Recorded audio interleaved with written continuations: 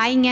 நேற்று மட்டன் வாங்கிட்டு வரேன்னு சொல்லிட்டு போனவர் 2 சுவரொட்டியும் வாங்கிட்டு வந்து கொடுத்துட்டாரு. எனக்கு சர்ப்ரைஸாக சொல்லிட்டு போனால் நான் வேண்டான்னு சொல்லிடுவேன் அப்படின்ட்டு சொல்லாமே வாங்கிட்டு வந்து கொடுத்துட்டாரு. அப்புறம் அதை ஆவியில் வேக வச்சு எப்பயும் பொரியல் பண்ணுவோம்ல, அந்த மாதிரி தான் பண்ணியிருந்தோம். டேஸ்ட் ரொம்ப நல்லா இருந்துச்சுங்க. கூடவே கொஞ்சம் மட்டன் குழம்பு வச்சுருந்தோம்.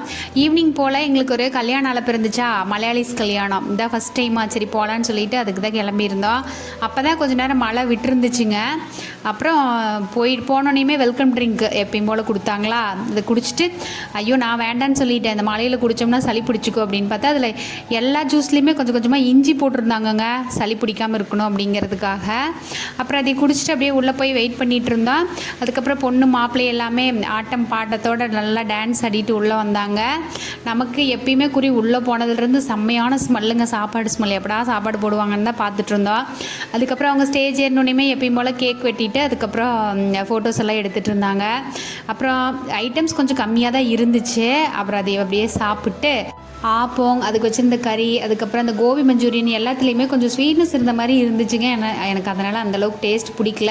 சேலட் வெரைட்டிஸ் வந்து நிறைய வச்சுருந்தாங்க. அடுத்து மழை வர்றதுக்குள்ளே வீட்டுக்கு வந்துடலான்னு சொல்லிட்டு சல்லுன்னு வீட்டுக்கு வந்துட்டு